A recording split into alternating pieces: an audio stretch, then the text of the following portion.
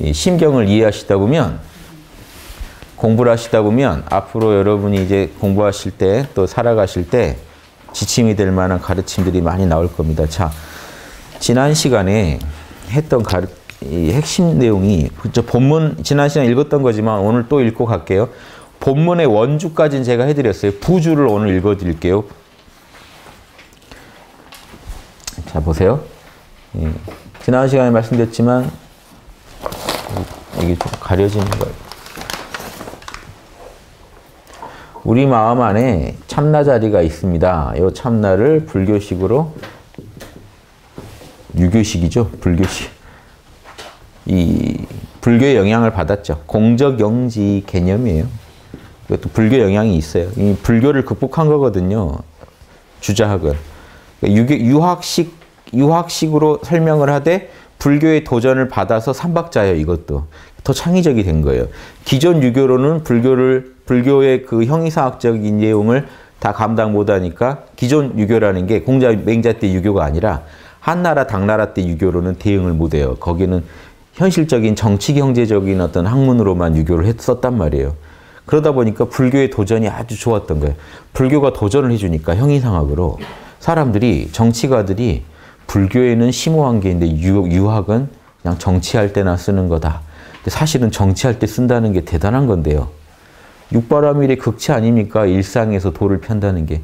그 맛을 다시 얘기하려고 주자 같은 양반들이 나와서 맹자, 주역, 대학, 중용 이런 데서 형이상학적 내용을 다시 뽑아서 우리도 원래 있습니다 하고 들고 나온 거죠. 도전이 필요해요. 그럼 삼박자 사고 때문에 새롭게 그 도전에 대응하려다 보니까 창의성이 나오게 됐죠. 그래서 창의적으로 양심에 대해서 허령지각이라고 정의하게 돼요. 불교에서 공적영지. 텅 비었는데 신령하게 알아차린다 하듯이 텅 비었는데 신령하게 지각한다는. 이게 결국 양심이다. 이게 양심의 실체입니다. 그래서 여러분 양심할 때 양심이 참나네 아니네 하는 게 무의미해요. 왜냐? 조선시대 내내 동양 철학에서 맹자 이래 내내 양심이라는 거 우리 내면의 제일 본질을 말해왔단 말이에요. 우리가 지금 흔히 쓰는 양심이 아니에요. 그런데도 놀라운 거는 양심이란 용어를 처음 쓴 양반이 맹자예요. 그러니까 그 용어를 처음 쓴 양반 의도는 무시하고 요즘 우리가 아는 양심으로 양심을 자꾸 해석하려고 한다는 게 되게 황당한 일입니다. 조선 때 조선 선비들 누구도 양심을 이 허령지각으로 알았지 그냥 이렇게 후천적인 마음으로만 알지는 않았어요. 그러니까 우리가 지금 불과 100년 만에 다 잊어버렸던 거를 다시 복원하는 것뿐이에요. 원래 양심이라는 건 우리 내면에 있는 순수 의식이에요. 허령지각이 뭐겠습니까? 순수한 의식. 그런데 그래서 양심하고 오히려 양심의 작용을 양심이라고 안 하고 도심이라고 불렀어요. 조선시대. 서경 이래로 도심은요. 발동한 양심. 그러니까 사단이 도심인 거예요. 사단은 양심이 밖으로 발동한 겁니다. 예, 이 에고의 마음을 통해 발동한 거예요. 그래서 에고라고 꼭 욕심이 아닙니다. 에고의 본질은 욕심인데 양심하고 공명할 때는요. 양심의 작용이 되기도 해요. 양심이랑 주파수만 맞추면 양심으로 작용해요. 그때 여러분 분명히 여러분 감정인데 측은한 감정 양심이에요. 겸손한 감정 양심이에요. 잘못된 걸 보고 공분하는 감정 그거 양심이에요. 옳고 그름을 따지는 그 마음 그 감정 양심이에요. 그래서 그렇게 해서 사단은 도심 맞고 인심은 이제 욕심이죠. 마음이 발동하는 허령지각이 발동하는 과정에서 무력에 빠져버린 거. 그런데 이거는 어떻게 얘기했죠? 순임금이 뭐라고 했죠? 인심은 악은 아니다. 위태롭다. 위태하다. 악은 아니라는 거예요. 그래서 여러분 욕심이 악은 아니에요. 욕심 얼마든지 있어도 상관없어요. 그래서 제가 욕심을 충족시키면서도 도 닦을 수 있다라고 말씀드린 거예요. 왜 그러냐? 도심이 50% 이상만 되면 돼요. 도심이 50% 이상이면요. 욕심이 아무리 있어도 상관이 없어요. 오히려 그 욕심은요. 여러분 삶을 더 윤택하게 만들어줘요. 욕심 없는 삶 생각해 보세요. 얼마나 재미없습니까? 욕심이 성취돼야 인간은 재미를 느껴요. 그런데 욕심은 위태로워요. 양심이 지도해 주지 않으면요. 별짓도 다 해요. 자해 해탈을 해버린다고요. 나를 해롭게 하고 남도 해롭게 해버려요. 근데 양심이 50% 이상만 돼주면요. 자리 이타의 도구가 돼요. 아주 이 아름다운 도구가 돼요. 나도 이롭게 하고 남도. 밥을 맛있게 해서 나도 먹고 가족도 나눠주고 가족 먹는 거 보니까 더 배부르고 지금 여기에 도심과 욕심이 함께 가는 아름다운 모습이 있습니다. 사람 사는 게 밥 맛있게 해서 나눠 먹으면 됐죠. 뭘 더 필요하세요? 그때 제일 행복하지 않으세요? 엄청난 걸 해야 행복하다는 생각도 버리시고요. 엄청난 걸 해야 나는 위대한 사람이 된다는 것도 다 편견입니다. 그 순간에 순간순간 우리 마음이 도심이 욕심보다 50% 이상만 되는 삶을 살면 우주의 결에 맞춰서 살아가는 게 돼요. 특별한 걸 하실 필요가 없다고요. 도에 맞는 삶이라는 게 특별한 삶이 아니에요. 본성대로 살아가는 거죠. 본성대로 욕망이 발동하는데 더 높은 차원의 에고의 본성은 욕망을 발동시키는데 양심의 본성은 이니에이지를 얘기함으로써 마음 전체의 균형이 깨지지 않게 중심을 잘 잡고 살고 있는 것. 그래서 욕심은 이태로나 양심의 발현은 미약하다. 그런데 이 미약한 양심을 살려서 50% 이상만 되게 만들면 미약하니까 양심을 전공해서 양심을 살려내야 된다는 거예요. 양심만 살려내면 욕심은 상관이 없어요. 위태롭던 게 어떻게 돼요? 편안해져 버려요. 게임 끝난 겁니다. 성인 된 거예요. 욕심 없애란 말도 없죠. 위태로운 거 편안하게만 하라는 거예요. 요게 스님금의 가르침이면요. 당군 때 가르침이에요. 우리나라. 요순 때 우리 당군 시절이잖아요.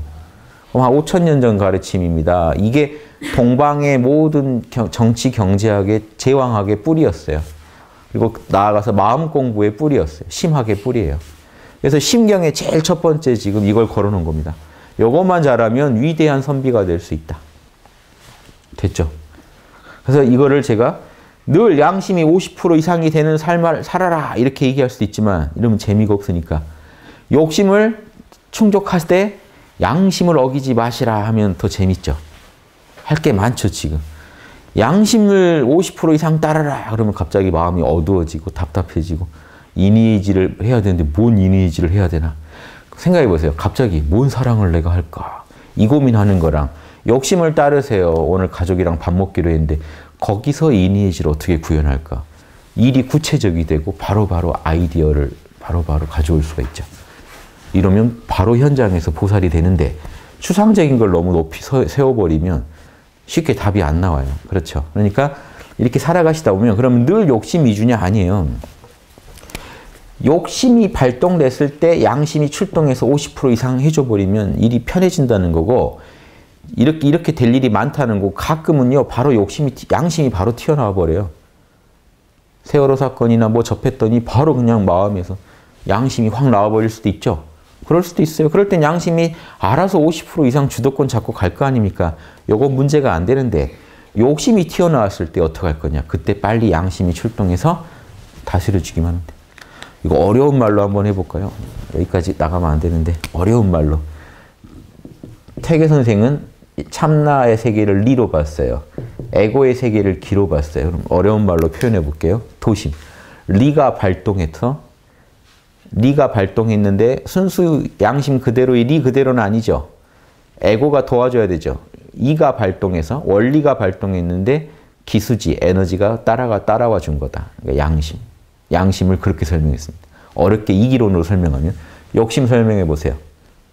일단 기가 발동했겠죠. 기가 발동해서 즉 욕심이 발동하는 에너지의 자극을 받았다는 거예요. 기가 발동했는데 여기서 끝나버리면 이 욕심은 구제받을 길이 없습니다. 기발 이승지. 기가 발동했는데 원리가 거기 타고 있다. 이니에이지가 타고 있다는 거예요. 그러니까 이니에이지가 미약하지만 타고 있으니까 거기서 마음을 내면은 양심에 맞게 처리할 수도 있다는 거예요. 가능성을 열어주는 거예요. 이해되시죠? 이렇게 돌아갑니다. 여러분 마음이에요, 이게. 성리학자들이 밥 먹고 이상한 것만 연구했나 보다. 원리인지 긴지 한 번도 인간이 본 적도 없는 그거를 서로 토론했나 보다. 이렇게 얘기하지 마시고 마음 얘기를 그렇게 한 거예요. 마음 얘기. 욕심이 딱 발동되는 과정을 에고가 먼저 발동했는데 그 안에 참나가 타고 있는 경우. 참나가 안 탄 에고란 건 없거든요. 그렇죠? 참나의 작용이 에고인데 어떻게 에고만 있고 참나가 없을 수가 있나요? 에고가 발동했는데 기발 이승을 제가 이제 요즘식으로 얘기해볼게요. 에고가 발동했지만 참나는 타고 있다. 그 미약한 참나에 힘을 실어주면 참나가 주도권을 잡기만 하면 에고도 일탈하지 못한다. 양심은요. 참나가 발동해서 에고가 공명하고 있는. 이해되시죠? 그럼 그게 이제 현대판 이제 사단 칠정론이 될 수 있죠. 그래서 욕심과 양심. 여러분 모르실 게 없습니다. 용어가 낯선 거지 다 아는 내용이에요. 자, 이렇게 공부하면 그러면 중심 잡을 수 있다. 이게 다예요. 그러니까 여러분 큰일을 했는가 생각하지 마시고 오늘 중심 잡으셨어요? 이걸 보세요. 오늘 양심 위태로운 거 좀 편안하게 하셨나요? 욕심을 충족도 시켜주되 아니면 아주 그거는 그 일탈하는 그 욕심이면 막기도 해야죠. 막기도 하고 충족도 시켜주면서 아무튼 양심에 어긋나지 않게 욕심을 잘 쓰셨나요? 그러면 여러분은 천자도 될 수 있습니다. 그걸 잘 하시는 분은 몸뚱이를 그렇게 관리할 수 있다. 그러면 가정도 할 수 있고 가정을 할 수 있다. 나라도 할 수 있고 나라도 할 수 있으면 천자도 할 수 있다. 이게 순임금의 가르침이에요. 너 마음 경영 잘하면 천자도 할 수 있다. 이게 순임금이 우임금이란 자기 후계자한테 해준 팁이란 말이에요. 천자끼리 주고받은 팁이었어요. 노하우. 너가 이것만 해내면 천자 잘 할 수 있다고 가르쳐준 게 이거였어요. 자, 거기에 부주를 한번 볼게요. 옛날 이제 조선 선비들은 조선 선비래. 조선 선비들은 발음이 좀 제가 전라도 사람이라 잘 안 돼요. 석이로 되든가 석의로 되든가 석의 이게 읽기도 싫어요. 이런 의자 나오면 민주주의 이렇게 읽잖아요. 하여튼 요게 조선 선비들이 붙인 거고 부주는 이제 중국 선비들이 붙인 겁니다. 보실래요? 성인에게도 주자와 제자 이야기를 써놓은 거죠. 성인에게도 또한 인심이 있다고 하셨는데 주자는요. 대단한 게 성인도 인심이 있다라고 주장했습니다. 성인도 욕심이 있다. 당연하죠. 성인도 배고파야죠. 장남하건대 성인도요. 이렇게 보면 성인이 남자라면요. 저 여자 이쁘다 할 겁니다. 예. 욕망이 없는 이 존재는 있을 수 없어요. 이 살아있는 개체적 존재로서. 성인도 만약에 개체적 존재라면 반드시 욕망이 있습니다. 다만 그 욕망을 어떻게 하고 있다고요? 양심 50% 이상으로 관리하고 계신 것뿐이에요. 그러니까 주자는 이걸 알았어요. 그래서 이걸 지난 시간 기억나세요? 뭐라고 했는지? 모든 일에, 매사에 인심이 도심의 명령을 들으면 된다는 거죠. 그게 중심을 잡은 거다. 즉 욕심이 양심 명령만 들으면 된다. 이걸 저는 다른 표현으로 요즘식 표현으로 양심이 50% 이상 이렇게 얘기하는 거예요. 양심 50% 이상. 그러니까 이 사정을 알고 들으세요. 성인한테도 인심이 있다고 했는데요. 선생님께서 성인의 인심도 위태로운가요? 제자가 좀 말을 못 알아듣네요. 아니 위태로우면 성인이겠습니까? 그래서 주자가 대답해줘요. 성인은 온전히 도심이 주재한다. 도심이 50% 이상이다. 이겁니다. 도심이 50% 이상이다. 그러므로 인심이 자연히 저절로 위태롭지 않다. 자, 그러니까 여기서요. 마음 공부의 팁이 이겁니다. 인심은요. 성인의 마음이라고 해도요. 인심의 본성은 사실 위태로움이에요. 근데 왜 위태롭지 않게 됐죠? 양심이 50% 이상이니까 그렇게 된 것뿐이에요. 이해되시죠? 에고의 본성이 탐진치여도요. 양심이 50% 이상이면 그 탐진치마저도요. 위태롭지 않은 탐진치가 돼요. 탐진치라고 다 못 쓸 게 아니에요. 위태롭냐 안 위태롭냐의 문제예요. 우리 가족을 위해서 막 더 뭐 사다 주고 싶고 지나가다 좋은 차 보면요. 우리 가족도 저 차 타면 좋을 텐데 탐욕입니다. 그게 그렇게 위태로운 탐욕은 아니죠. 거기서 하나 더 나가면 위태로워져요. 왜 나라고 못 가죠? 또 하나 더. 왜 꼭 돈을 주고 사야 되지? 이제 여기까지 가면 거기에 이제 하나가 또 보태져요. 내 가족은 지금 당장 이 차를 태워주고 싶다. 우리 가족한테. 이런 게 합쳐지면 이제 남의 차 손을 대는 거죠. 이게 인간 마음이 이렇습니다. 저만 그런 거 아니죠. 그래서 저는 지나가다 좋은 차 봐도 막 슬프고 예전에는요. 아파트를 봐도 슬펐어요. 아파트에 사는 사람은 전생에 무슨 복을 지은 걸. 저 혼자 백수 시절에 혼자 이렇게 산책 다니잖아요. 위아래해서 25,000원짜리 추리닝 딱 있고 상표도 뭔가 철자가 다른 메이커랑 상표가 하나 철자가 다른 그거 딱 있고 야, 저 아파트 그때는 괜히 막 그런데 안타깝더라고요. 왜냐면 과거에 아파트 살았는데 이제 그 당시엔 형편이 안 좋아졌었어요. 그래서 야, 내가 다시 우리 가족이랑 아파트에서 사는 그런 삶이 가능할까? 막 이런 생각이 드니까 괜히 그 아파트에 뛰어 들어가는 꼬맹이도 부러워요. 야, 전 뭔 복이지? 막 전생에 나라를 구했나? 막 이런 마음이, 그런데 그러다가 이게 제 마음만 이럴까 이거죠. 아, 이 마음 느끼는 분들 참 많겠다. 그러면 이게 참 정치나 이런 게 이런 마음까지 배려해주면 참 좋을 텐데. 뭔가 이런 생각도 많이 이제 해봅니다만. 근데 이런 경우도 욕심으로 시작해서 도심으로 자꾸 흘러가다 보면요. 막 나라 개조안이 나와요. 그러면 이건 도심으로 한참 흘러가 버린 경우고, 일단 그 욕심은 욕심으로 순수한 마음 아닌가요? 근데 그 자체가 꼭 전 나쁘다고 생각 안 해요. 사람이 당연히 드는 마음이고, 아프면 아프다고 마음 들고 건강하기를 바라는 거고 탐내는 거고요. 당연한 거죠. 아픈데 건강하기를 탐내면 안 되나요? 그게 없어야 도인이다 하는 식으로 너무 여러분 그렇게 지도를 받다 보니까 이렇게 너무 혹시 그런 상이 있으실 수 있어요. 그럴까 봐 말씀드린 겁니다. 슬프면 슬프고, 예. 도인도요, 슬픈 영화 보면 울고 있을 겁니다. 슬픈 드라마 보면 그런 탐진치가 해롭지 않아요. 해롭지 않게, 뭐랄까요, 이렇게, 이 용어 아세요? 법제해서 쓰면 돼요. 그래서 한의학적으로 욕심을 법제하는 법. 이게 이제 주제입니다. 보살도의 주제고 유교 선비의 길의 주제예요. 욕심을 법제하는 법. 법제라는 게요, 독성 강한 약물 있잖아요. 부자니, 막 유황이니, 이런 거 수은이니, 이런 걸 한의학에서 법제해서 먹을 수 있게 만들어서 독을 빼가지고 먹는다고요. 신기하죠. 그 법제하는 법이. 그럼 우리 욕심이라고 해서 버릴 게 아니라 법제해서 쓰면 되는 거 아니에요. 뭔 법을 넣으면 되나요? 육바라밀법, 인의지법만 넣어서 잘 조리하면요, 법제가 돼요. 쓸만해집니다. 그럼 이게 오히려 내 인생을 아주 풍성하게 해줘요. 그런 슬픔, 그런 좌절들이요, 제 인생을 아주 풍성하게 해줍니다.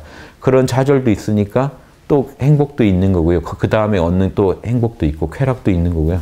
그런 거 없는 인생이라는 거는요, 참나 그대로 있으면 재밌을까요? 저는 원치 않아요. 참나와 함께 이런 희노애락의 세계를 살아가는 게 재밌는 거예요. 그런 존재가 성인입니다. 그래서 성인이라고 인심이 없을 거라고 생각한다는 것 자체가 심각한 그런 소승사상입니다. 그럴 수가 없어요. 그래서 도심이 주재할 뿐이다. 그러면 인심은요, 뭐라고 안 해도 자연이 이태롭지 않다 이거예요. 인심의 본성은 원래 탐진치인데 자연이 이태롭지 않게 된다는 거예요. 뭐만 하면요? 법제가 어떻게 된 거예요? 도심만 주도권 잡아주면. 그러니까 이게 인심한테 뭐라고 할 문제가 아닌 거예요. 그러니까 여러분이 마음 관리가 안 되는 이유 아시겠죠? 양심을 키울 생각은 안 하시고 욕심을 붙잡고 어떻게든 믿으면 이루어진다로 한번 가봤다가 욕심을 한번 비우는 쪽으로, 모든 욕심을 내려놓자 쪽으로 한번 가봤다가 이렇게 가시면 왔다 갔다만 하지 수고롭다고요. 왜 근본 문제가 해결이 안 돼요? 양심을 키우지 않았잖아요. 이게요, 자, 이거 인간 마음의 문제 같죠? 확대시켜 볼까요? 사회 전체로. 지금 지구 전체를 확대시키면요, 욕망을 충족하면 거기에 길이 있다는 자본주의랑 욕망을 억압하는 속에 길이 있다는 사회주의, 공산주의가 한 100년간 서로 한번 싸우면서 자웅을 겨뤄봤습니다. 근데 지금 자본주의가 이긴 것 같죠? 사회주의가 빨리 망했으니까. 왜냐, 억압하는 쪽이 빨리 망한다는 것만 입증한 것밖에 없어요. 이해되세요? 욕심을 억압하는 것도 답이 아니고 따라주는 것도 답이 아닌 거예요. 뭐가 빠진 건가요? 선분답으로 치면. 제가 선을 이렇게 던진 거예요. 욕심을 억압해도 30방을 때리고 욕심을 따라가도 30방을 때리겠다. 자, 우리는 어디로 가야 하는가? 했을 때 뭐라고 하시겠어요? 욕심하고 하등 상관이 없는 얘기였던 거예요. 양심만 따를 뿐입니다가 답인 거예요. 욕심에 현혹되면 안 돼요. 선사들이 이런다고요. 이걸 주먹이라고 해도 지금 자꾸 세뇌시키는 거예요. 주먹이라고 해도 30방 때리고 주먹이 아니라고 해도 30방 때리겠다. 지금 이 얘기는 뭡니까? 주먹이라는 말을 좀 벗어나 보라는 얘기예요. 주먹이다 아니다가 이미 주먹에 매여 있는 발상이잖아요. 그런데 화두가 이렇게 들어오면 우리는 그 안에 딱 갇혀버려요. 똑같아요. 욕심을 따를 것이냐 버릴 것이냐 이 안에서, 이 주제에서 이미 여러분은 갇혀버린 거예요. 답은 거기에 없는데. 이해되시죠? 선문답의 답이 참나에 있었듯이 지금 이 욕심의 문제의 답은 양심에 있습니다. 양심이 주도권 잡으면 끝나는 문제를 욕심을 가지고 해결하려니까 힘들어져요. 이해되시죠? 양심 빼고 욕심 관리해 보세요. 얼마나 힘든 문제입니까? 얼마큼 욕심을 줄여야 하는지도 사실 여러분 판단할 수도 없어요. 양심이 없다면. 그러니까 심각한 문제가 돼요. 양심을 알면요. 내 욕심에 적정 수위가 나옵니다. 요건 오바야 이게 나오는데 양심을 모르면 이 욕심을 죽일 건지 살릴 건지에 대한 기준도 없으시면서 관리를 해야 되는데 왜 관리해야 되는지도 모르는 거죠. 관리 방법도 모르고 왜 해야 되는지도 모르는 양심 떼고 얘기하면 답이 하나도 안 나오게 돼 있다고요. 일단 우리가 욕심 가지고 고민하는 것부터가 양심 때문에 하시는 겁니다. 이해되시죠? 거기에 답이 있어요. 양심을 찾으세요. 이 짧은 글 안에 그런 내용이 들어 있습니다.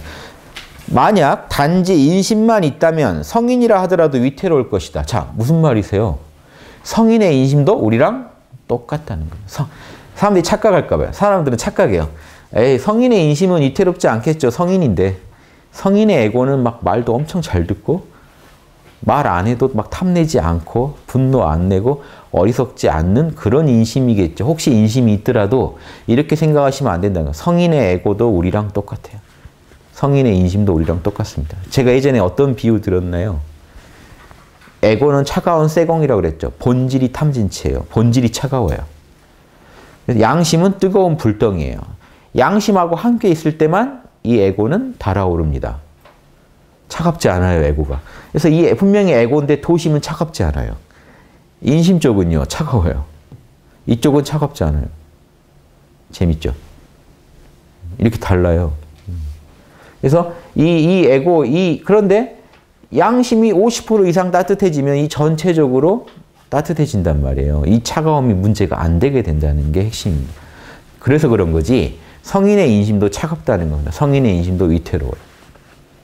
탐진치를 갖고 있다고요. 그런데 양심이 50% 이상이니까 전체적으로 따뜻한 겁니다. 전체적으로 살만해졌기 때문에 문제가 안 되는 거지. 성인도 만약에 인심만 있다면 성인의 인심도 우리랑 똑같아서 100% 위태로워질 수밖에 없다. 자, 이 짧은 이 글 안에요. 주자가 엄청난 얘기를 하고 있습니다. 이런 거 보면 주자가요. 보통 단이 아닌 거죠. 주자가 이렇게 고단자니까 이런 얘기를 하지. 이런 얘기를 어떻게 합니까? 못해요. 당당하게 성인이 이렇다 이런 말 못합니다. 다른 선비들 못했어요. 주자는 하잖아요. 대단하신 분입니다. 그러니까 동아시아 지금 한 7, 800년을 지배하잖아요. 이분의 사상이. 대단하죠. 만약 단지 성인이라 하더라도 인심만 있다면 위태롭다. 그러므로 이런 말이 있다는 겁니다. 서경에 나온 말인데요. 오직 성인도 생각을 하지 않으면 광인이 된다라고 하는 것이다. 유교 사상 재밌지 않나요? 예전부터 내려오던 이런 가르침이 있었던 거예요. 성인도 생각 안 하면 광인, 미친놈 된다는 거예요. 성인이 미친놈이 될 수 있다. 불교에도 이런 교리 있습니다. 사실은. 부처도 지옥 갈 도리가 있다. 이런 심오한 말로 표현하는데 뭐냐면 부처도 중생 마음을 갖고 있다면 그 안에는 지옥 갈 속성도 있다는 거예요. 그런데 부처가 이 중생 마음을 모르면 중생을 구제할 수가 없어요. 이런 도리가 있어요. 마찬가지로 이 유교에서도요. 성인도 생각이 부족하면 광인이 될 수 있다. 그게 어디서 나온 말이냐. 서경의 다방이라는 데 있는 글인데요. 보세요.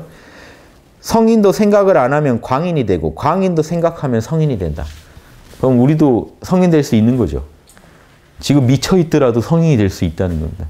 발광하고 있는 분도 생각을 하면은, 즉 생각을 해서 그 욕심을 도심으로 안정시킬 수만 있으면 우리도 성인 돼요. 이니에지에 맞게 생각하면 우리도 성인 돼요. 성인도 이니에지를 잠시 놓으면 광인 돼요. 그 순간만큼은 광인입니다. 도인도요. 이니에지 잠깐 놓으면요. 욕망에 끌려갈 때는 미친놈이에요. 중독된 상태가 돼요. 금방 탐진치. 이거 순식간입니다. 왔다 갔다 해요. 공부하다 보면. 그러니까 여러분 공부하시다가 혹시 본인이 미친 것 같더라도 빨리 돌아오세요. 원래 그런 거니까. 이상하게 생각하지 마시고 내가 봐도 나 같은 사람이 이 사회에 있으면 안 될 것 같아 하는 정도까지 가셨다고 하더라도 괜찮아요. 왜냐? 다른 사람도 다 그래요. 빨리 돌아오세요. 빨리 돌아오는 사람들이 성인 되는 거고 한참 뛰어가 버리면 이제 멀리 가는 겁니다. 이해되시죠? 왜냐? 이렇게 생겨 먹었다는 거예요. 인간이. 유교는 아주 실존적입니다. 현실적이에요. 이렇게 생겨 먹었다는 걸 전제하고 성인 될 방법을 찾아요. 그래서 그 유교에서 추구하는 성인은 이 세속을 초월한 성인이 아니에요. 세속에서 제일 아름다운 모습의 존재지. 이런 현실 속에서 가장 이니지를 잘 구현한 존재로 거듭난다는 게 얼마나 어렵습니까? 그걸 해낸 사람들을 성인이라고 합니다. 그 근처까지 간 분은 현인이라고 하고 현인 근처까지 간 분을 군자라고 해요. 그래서 군자, 현인, 성인 이렇게 3단계법이 있습니다. 이게 군자부터는 보살이기 때문에 보살 10단계랑 다 같은 얘기예요. 그래서 재밌는 게 화엄경도 마지막 10단계에서 세속을 초월하지 않잖아요. 여전히 이 3계 안에 있는 존재로서 십지보살을 그리고 그러면서 부처라고 불러버리잖아요. 이게 유교랑 다 통하는 내용들입니다. 자, 그 다음에요. 서산 진씨, 진덕수가 말하기를 요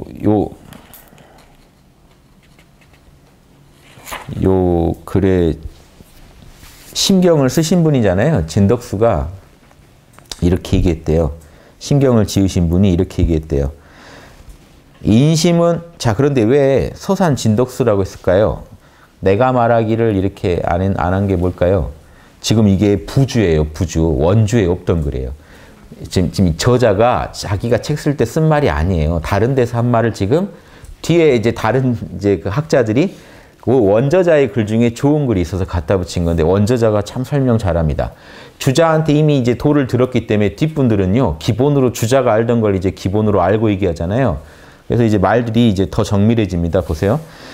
인심유의 이하 16자는 위에 그 글자가 16글자죠. 16글자를 16자, 도학의 16자 요결이라고 합니다. 그래서 이거 모르는 선비는 선비가 아니에요. 진짜 선비가 아니에요. 안다는 게 글만 알면 안 되고 글도 알고 자기 마음 공부에 적용해야 선비입니다. 그래야 보살이 돼요. 그래야 군자가 돼요. 그래서 군자나 보살되는 비결로 아시면 돼요. 욕심은 위태롭고 양심은 미약하니. 자, 여기까지 한번 지난 시간에 기억 안 나실까 봐 하나 설명드리면 어떻게 하자고 그랬죠? 양심을 어떻게 하자고 그랬죠? 정일이라고 한 글자 한번 다시 설명드릴게요. 정일하게 하자. 정밀하게 하자. 한결같이 하자. 정순하게 하자도 좋습니다. 원뜻이 쌀미자에 풀을 정자예요. 뭐죠? 쌀을. 쌀의 그 껍질을 싹 벗겨내서 하얗게 만드는 거예요. 깨끗하게, 정순하게. 정미 그러잖아요. 정순하게. 정미소 그러는 게 있지.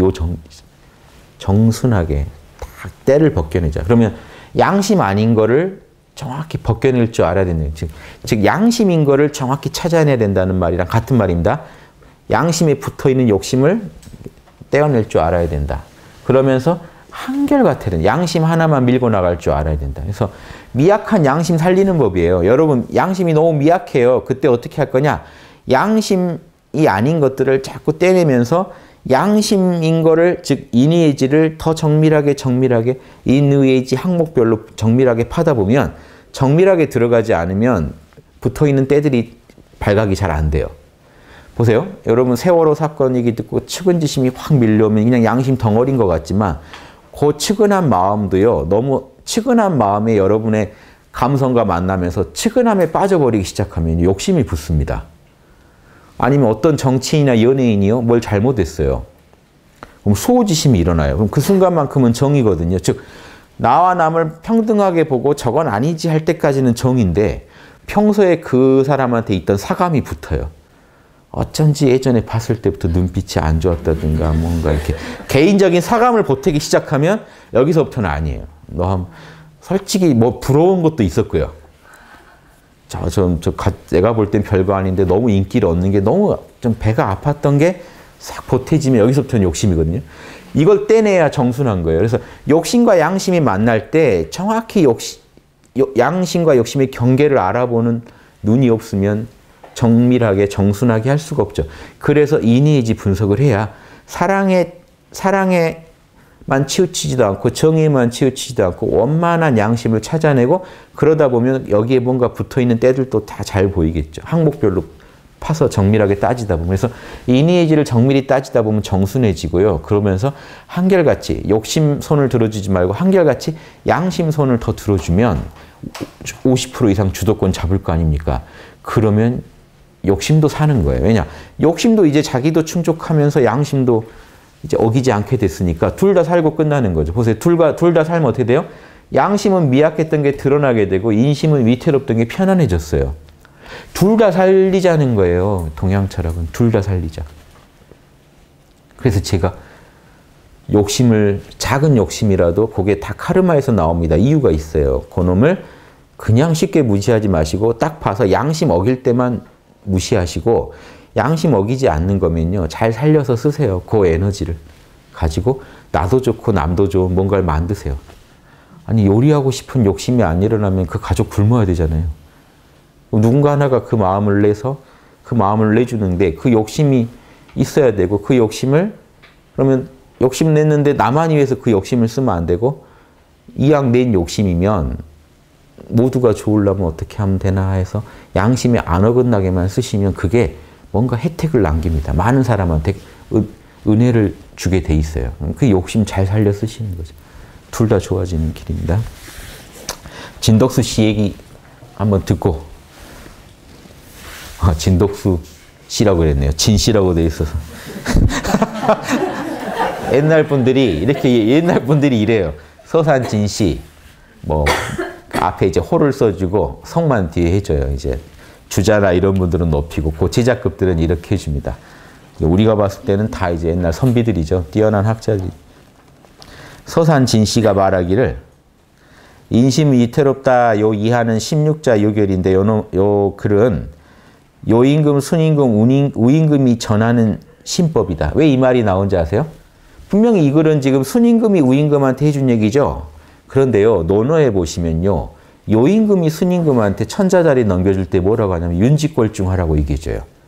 항상 중심을 잡아라. 요 얘기는 요임금이 먼저 한 얘기입니다. 자 그러면 지금 이게 세 성인이 서로 천자자리 주고받을 때 나눴던 신법의 결정판인 거예요. 그러니까 먼저 요임금, 순임금 사이에서는요. 자세한 말 안 해요. 왜냐하면 이제 서로 레벨이 같으니까 정신경지가 비슷했던 거죠. 중심만 잘 잡아라 하고 끝났어요. 근데 우임금은 이제 레벨이 좀 더 낮았던 거죠. 설명을 좀 더 해줘야 돼요. 욕심은 위태롭고 양심은 미약하니까 이제 공부법까지 얘기죠. 양심을 항상 정밀하게 파면서 욕심하고 섞이지 않게 잘하면서 한결같이 양심 손을 더 들어주면 중심 잡을 수 있다. 이렇게 얘기해줘요. 그러니까 순임금이 요임금한테 받은 가르침을 더 풀어서 우임금한테 해준 거예요. 재밌죠? 그런 과정에서 이제 이 동양에서 공자님이 제일 존경했던 요순임금의 신법이 드러난 거죠. 그래서 이게 최고 요결이라고 보는 겁니다. 만세 성인의 학문의 연원이다. 도학의 16자 요결이라고 부릅니다. 재미있는 게 황제내경에도 16자 요결이 있습니다. 옛날 어른들은 신기하게 16자로 요결을 말을 하는 걸 좋아해요. 황제내경의 16자 요결 뭘까요? 염담 허무하라. 편안하렴, 편안할 탐입니다. 마음을 편안하게 하고 뭘로 하고 있으라는 거예요. 허무. 마음을 텅 비우고 즐거운 상태, 편안한 상태로 만들어라. 정신내수하면, 정신이 이렇게 안을 지키면 진기종지, 진기가 자연스럽게 발동하게 된다. 그럼 정기신이 다 원만해지겠죠. 그러면 병안자래, 병이 어디서 오겠는가? 이게 황제내경의 16자 요결입니다. 황제내경의 요결은 뭐였죠? 마음. 마음을 다스리면 몸도 다스릴 수 있다. 이제 유학의 16자 요결은 어떻게 양심으로 욕심을 경영할 거냐 이 문제입니다. 그 황제내경의 16자 요결은 마음을 비우면 정기신이 충만해진다. 재밌죠? 같이 외워두시면 좋을 것 같아요. 16자, 이 두 개의 16자만 외우시면 몸과 마음 관리가 다 되는 거 아닙니까? 자, 선배 유자들이 풀이한 것이 비록 많지만 주자의 설명이 제일 정확하더라.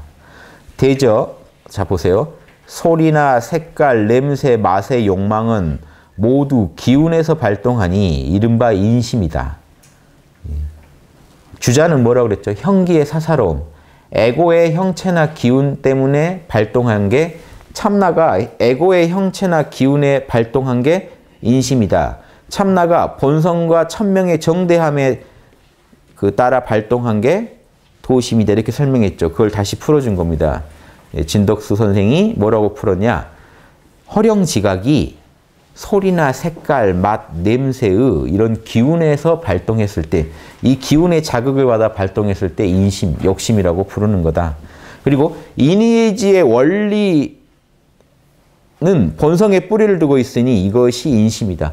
인의지가 이 본성에서 발동된 거니까 인의지의 원리를 따라서 발동한 마음은 도심이다. 이해되시죠? 그러니까 퇴계가 도심은 원리가 발동한 거고 인심은 기가 발동했다. 이제 이렇게까지 표현을 쓰게 된 겁니다. 나중에. 자, 요건 요거고요. 그래서 그러니까 성인이라 하더라도 보세요. 욕망이 없을 수 없다는 게 이걸 보면 더 정확해지죠. 보세요. 성인이라 하더라도 뭘 보고 싶겠죠. 눈은 보고 싶겠죠. 귀는요. 소리를 듣고 싶겠죠. 혀는 맛보고 싶겠죠. 여기 코는 냄새 맡고 싶겠죠. 오감이 있는데 오감이 있으면 오감의 욕망도 있는 겁니다. 이거 없는 존재는 없어요. 나는 에고가 죽었다 하는 사람마저도 끝없이 뭐라고 말하고 있고 뭔가 밥 드시고 계시고 숨 쉬고 있고 호흡하고 싶은 것도 욕망입니다. 사지를 편안하게 하고 있는 것도요 욕망이에요. 선비들은 이걸 사지는 그 편안할 일자 써서 일하고자 한다, 편안하고자 한다 이걸 욕망으로 쳐요. 선비들이 보통 5가지 욕망 얘기할 때는요. 지금 소리, 색깔, 냄새, 맛에다가 불교는 여기다 촉감을 넣죠. 선비들은 몸뚱이를 넣는데 촉감이 아니라 몸뚱이는 편안하고자 한다는 걸 넣어요. 불교식으로는 몸뚱이는 촉감을 느끼고 싶어 한다는데 유교에서는 사지는 편안하고자 한다. 이렇게 해서 오감을 얘기합니다. 오욕을 얘기해요. 이것도 재밌죠? 자, 이런 사정을 다 안다면 이렇게 얘기할 수 있겠죠. 인심의 발동은 욕심이 발동하면요. 날카로운 칼날과 같고 사나운 말과 같아서 쉽게 제어할 수가 없으니 인심이 한번 발동해버리면요. 날카로운 칼날을 여러분이 막기 어렵죠. 사나운 말이 날뛰는데 그걸 제어하기가 힘들어요. 일단 한번 이렇게 발동해버리면요. 요즘식으로 말하면 이제 도파민 막 나오고 하면요. 이제 안 하면 죽어요. 인심을 빨리 안 채우면 죽는다 지경까지 갑니다. 이 얘기를 한 겁니다. 그러니 위태롭다고 한 거다. 이때는 시야가 좁아져서요. 남한테 해를 주더라도 성취를 하려는 욕망이 더 크다는 겁니다. 나 빨리 그거 해야겠다는 거예요. 지금 시야가 좁아져서 내 사정밖에 안 보여요. 내가 그걸 성취함으로써 남이 어떤 피해를 본다는 거 지금 안 보인다는 거예요. 그러니까 범죄자들이 범죄를 저지르죠. 그렇죠? 뭐 이번에도 지금 막 토막살인 뉴스에 계속 나오던데 연일 남을 죽여서 그렇게 한다는 게 그 사람, 그 죽은 사람 입장을 생각하면 못할 짓이잖아요. 근데 그 하는 사람 마음은 뭡니까? 남 사정은 지금 내 마음에 안 들어오는 거예요. 내 눈에 안 들어오는 거예요. 내 마음에는 지금 뭐만 급해요? 내가 살아야겠다는 거죠. 내가 뭔가 원하는 걸 이뤄야겠다는 것밖에 안 들어온 상태. 그게 위태롭다는 겁니다. 그 상태로 금방 치닫는다. 바로 그 상태는 아니더라도 금방 그 상태까지 갈 수 있는 위태로움을 가지고 있다. 이게 중요하고요. 도심의 발동은 왜 미약하다고 하느냐? 불이 처음 시작하는 것과 같고 샘이 처음 솟아나는 것 같아서 분명히 내 안에서 양심은 발동하고 있어요. 측은지심이 샘솟고 수호지심이 샘솟고 있는데 미묘해서 쉽게 확충할 수가 없다. 잘 안 보여요. 여러분 이제 불씨가 막 살아나는 거 그거 살리려면 정확히 알아야 되죠. 근데 이게 잘 안 보인다는 거예요. 미약하다는 거예요. 그런데 어때요? 다른 의미로 미약하다라고만 풀 수 없는 게 이런 게 있죠. 미약하지만 어떻다는 거예요? 반드시 그 불씨는 있다는 거고 불씨 살리는 법이 뭐예요? 정일이요. 자꾸 그 불씨 하나도 바람 불어주고 우리가 관심 갖고 불씨 살리겠다고 노력하다 보면 불이 살아나죠. 마찬가지로 양심도 관심 가져주면 분명히 살아나는데 자 이제 결론 내려볼게요. 어떤 상황인 거냐? 양심은 관심 가지고 살려내야 살아나고 욕심은 가만둬도 지금 나를 끌고 간다는 거예요. 이렇게 지금 이렇게 힘들다. 우리가 마음 관리하기가.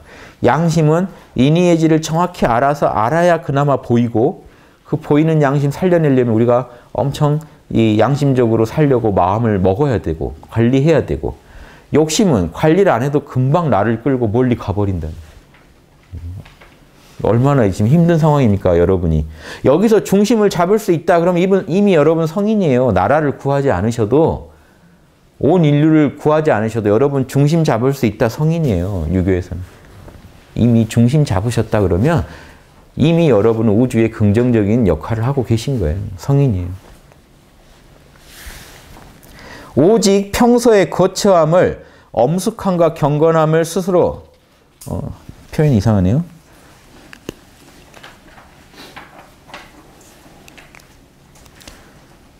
자, 이렇게 바꾸겠습니까? 오직 평소에 거처할 때 엄숙함과 경건함을 스스로 잘 챙겨서 평소 살아갈 때 엄숙함과 경건함을 잘 챙기라는 건요. 욕심에 쉽게 따라가지 마시라는 겁니다. 욕심에. 한 생각이 일어나는 바를 잘 관찰하여 한 생각이 탁 일어났을 때 그럼 양심 성찰하시라는 거죠. 이니에이지 분석을 해보세요. 그것이 소리, 색깔, 냄새, 맛을 이하여 발동하면 힘을 써서 극복하고 다스려서 자라나게 하면 안 되며 근데 이 말은 좀 과한 게 있습니다. 양심 성찰 해봤는데 소리, 색깔, 냄새, 맛을 이하여 발동하면 그걸 따라가지 말하면 어떻게 살아는 겁니까? 밥도 못 먹죠. 이게 아니고 양심 성찰 해봐서 소리, 색깔, 냄새, 맛을 이해 발동한 마음인데 요놈이 양심을 어기는 그 주장을 하면 그때는 막으시면 돼요. 그러니까 지금 요 말을 이렇게 이해해 볼게요. 만약에 소리, 색깔, 냄새, 맛을 위해서 발동하면 힘을 써서 극복하고 다스려서가 양심 말 잘 듣게 쓰시라 정도로만 이해하시면 좋겠습니다. 예. 자라나게 하면 안 된다 하는 거는 양심에 어기는 정도까지 자라나게 하지는 마시라. 이 정도로 이해하시면 좋겠어요. 딱 살펴봤는데 인심이더라 하면 바로 뿌리 뽑아버리라 그러면 그럼 우리가 어떻게 삽니까? 말이 안 되는 얘기니까 예. 이거 뽑아버리면 여러분 화장실도 못 가요. 화장실 왜 가시는데요? 몸 좀 편해보겠다고 가시는 거 아닙니까? 그럼 이것도 지금 양심에서 나온 게 아니라 내 사지 육신 편하게 하겠다고 나온 발상이다. 그럼 요거 끊어버리면 되나요? 그러니까 이게 말이 안 되는 얘기니까 예, 그렇게 이해하세요. 혹시 그게 소리나 색깔, 냄새를 위해서 발동했다 그러는 거는 예, 내 몸뚱이를 위해서 뭔가 발동한 마음인데 그럴 때는요. 힘을 써서 다스려서 극복하라 하는 거는 뭐죠? 이런 의미입니다. 양심 어기는 선으로 가지 않게 잘 막으란 얘기고 그 뒤에 나오는 자라나지 않게 하라 하는 거는 더 위태로워지는 지경으로 더 자라지 못하게 막아라 이렇게 이해하시면 돼요. 혹시 이 말이 오해하실 수도 있어서 제가 설명 이렇게 드린 겁니다. 이 뜻으로 하셨을 거예요. 이해되시죠? 자, 그 다음에요. 그리고 그것이 봤는데 이니 한 생각이 났는데 그 마음에 싹이 하나 났는데 지켜봤더니 이니에지를 위해서 발동하는 마음이라면 한결같은 마음으로 챙기고 보존하여 그 마음 안 사라지게 아까 어떻게 하시라고 그랬죠? 불씨를 다시 살려내는 그 마음으로 정성스럽게 그 양심 잘 챙기고 보존해서 변질되지 않게 해서 반드시 구현해라 이겁니다. 구현해라. 옮겨가게 하지 말라는 거 욕심으로 변질되지 않게 잘 막아라. 욕심이 개입하지 않게 정밀하게 양심을 잘 따져보고 한결같이 양심을 밀고 나가라. 자, 그러면 무력은 물론 그러면 이렇게 하면 어떻게 되죠? 진리와 정의가 항상 보존될 것이며 항상 여러분은 진선미에서 진선이죠. 항상 진리, 옳은 걸 따르고 정의, 모두에게 유리한 것을 실천할 수 있게 되겠죠. 그렇게 마음을 잘 관리할 수 있을 것이며 무력은 물러나게 될 것이다. 양심에 진리와 정의가 꽉 차가지고 양심이 힘있게 우리 마음에서 주도권을 잡으면 양심에서 나온 정의와 진리가 우리 마음의 주도권을 잡으면 무력은 어떻게 될까요? 50% 이하로 세력이 줄게 되겠죠. 그럼 이게 자라나지 못하는 겁니다. 욕심이 더 자라버리면 어떻게 돼요? 50% 넘기면 이제 별짓도 다 하는 거죠. 그래서 봐가지고 인심이 더 확장되지 못하게 막아가지고 양심으로 막아서 자라나지 못하게 막아야 되고 양심은요 살려내서 주도권을 잡게 키워내야죠. 근데 이게 두 얘기 같지만 사실은 양심만 잘 키워내면 그게 다 하나의 얘기인 거죠. 양심만 잘 키워내면 욕심이 알아서 제압된다 이 얘기입니다. 이로써 만 가지 변화에 수작하면 이런 마음 관리법을 가지고 모든 일에 수작을 한다는 거는 이제 대응을 하면 어디를 가더라도 가서 중심 못 잡는 일은 없을 것이다. 어디를 가도. 사회에 나가면 사회에서 중심 잡고, 직장에 가면 직장에서 중심 잡고, 예, 나라에 등용되면 나라 일을 하는 중에 중심 잡고, 천자가 되면 천자로서 중심 잡는다. 마음 관리를 이렇게 하는데 중심 못 잡을 일은 없다. 이제 이렇게 해서 끝냈습니다. 예, 조금만 더 하고 쉴게요. 예, 그래서 이거를 조선 선비들이 이제 얘기를 보태봤습니다. 허령지각. 이 서기는요, 태계 선생의 강의록을 기본으로 한 데다가 이제 송시열 선생이 율곡학파의 입장을 조금 보탠 거예요. 그러니까 주로 이제 태계 선생, 태계학파의 입장이 많습니다. 그러면서도 동시에 우리나라 율곡학파와 태계학파, 양대 학파가 서로 이제 합의 본 내용인 거죠. 그러니까 이게 되게 중요한 내용입니다. 자, 허령지각. 허령은 마음의 본체요. 허령이라는 거는 마음의 본체요. 지각이라는 거는 마음의 작용이다. 허령과 지각을 먼저 나눠봤어요. 그러면서 이제 허령을 또 나눕니다. 보세요. 자, 이렇게 나눠본 분 입장은 이거예요. 허령이 사실은 참나라는 거죠. 허령이 참나고 지각은 이런 인심도심의 작용을 지각으로 본 거예요. 그러면 자, 이렇게 나눠서 볼 수도 있다고 제가 지난 시간에 말씀드렸어요. 이 지각을 지각해서 공적영지로 볼 수도 있고, 허령만 공적영지로 보고 지각은 그 작용으로 볼 수도 있어요. 에고의 작용으로. 왜냐? 허령에서 이미 텅 비어 있으면서도 신령하게 알아차린다는 내용이 이미 들어가 있거든요. 그러니까 뭐라고 지금 이 글을 쓰신 분들은 뭐라고 한 거예요? 허령이 본체고 지각은 작용이고, 허령에서 텅 비었다 하는 거는, 허하다는 거는 능히 수용한다는 얘기고, 텅 비어있어 어떤 것도 수용할 수 있는 텅 빈 상태라는 얘기고, 신령하다는 거는 능히 대응한다, 알아차리고 있다는 겁니다. 신령에서 이미 대응하고 있다. 그러니까 이미 다 알고 계시죠, 이분들이. 허령지각이란 말을 이렇게까지 분석했으니까 다 알고 계시는 거죠.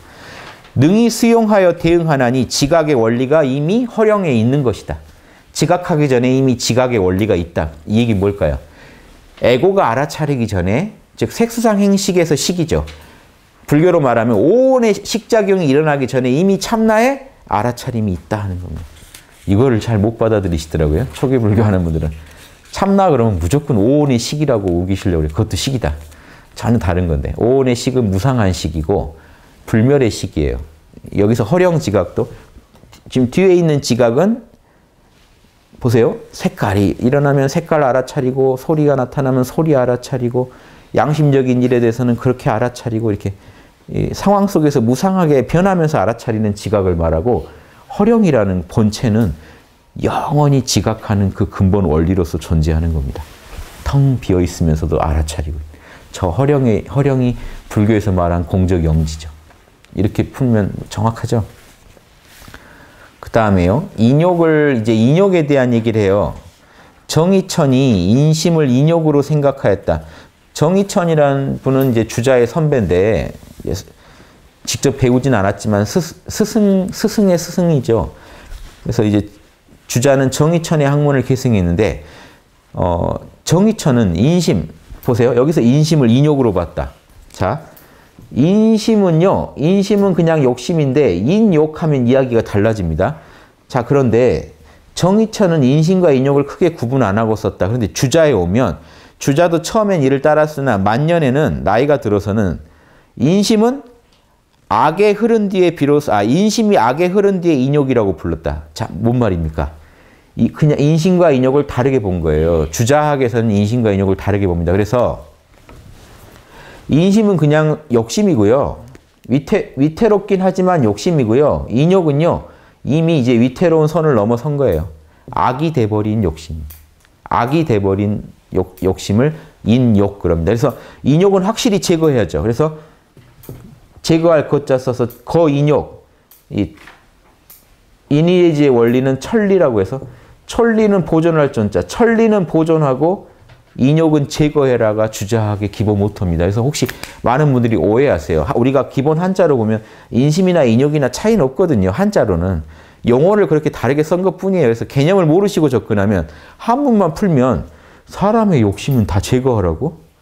천리만 보존하라고? 야, 이 공부 너무 팍팍하다. 이렇게 돼요. 이해되시죠? 인심을 제거하라고 주장한 적이 없어. 성인도 있다고 했잖아요. 그러니까 이해를 잘 하셔야겠죠. 전천리 거인욕 사상은 이니에이지의 원리를 늘, 이니에이지의 원리를 보존한다는 건 사실 양심을 늘 보존하고 욕심 중에 악으로 흐른 욕심이 있으면 반드시 제거하라는 거예요. 이 말이 제가 얘기하는 욕심을 충족시키되 양심 어기지 마세요란 말하고 똑같은 말인데 이렇게 얘기하면 되게 위협적입니다. 그렇죠? 또 이거 해석도 잘못하셔가지고 난 이제 죽을 때까지 주자학자로 살 거야 하면서 욕심과의 싸움을 벌이시면 안 돼요. 그렇죠? 어머니가 부르는데 한바트면 어머니 얘기 들을 뻔, 소리에 흔들릴 뻔했다. 뭐 이제 못 삽니다. 숨 쉴 뻔했다. 숨 쉬고 싶어서 숨 쉬는 것도 욕심 아닙니까? 내가 욕심을 충족시키다니. 화장실 갔다 오는 것도 자책하고 이제 못 살아요. 이제 밥 먹을 때마다 눈물 흘리면서 밥을 드시겠죠. 왜 나는 이렇게 식욕의 노예인가? 자, 이렇게 생각하실 게 아니라는 거예요. 욕망의 노예라는 건 어떻게 보면 욕망에 따르게 프로그램이 돼 있어서 일어나는 자연스러운 현상이에요. 다만 이제 언제부터 문제냐? 욕망의 노예라고 할 만하냐? 이제 인욕으로 흐르게 되면 여러분 양심 버리고 욕망 따라갈 정도로 여러분 욕망의 노예 맞습니다. 그렇죠? 양심을 버렸으니까. 그 경지만 가지 마시라는 거예요. 이렇게 지금 심경 1장에서 할 얘기 다 나왔네요. 마음 공부의 핵심은 다 나왔습니다. 또 5분 쉬는 시간 갖겠습니다.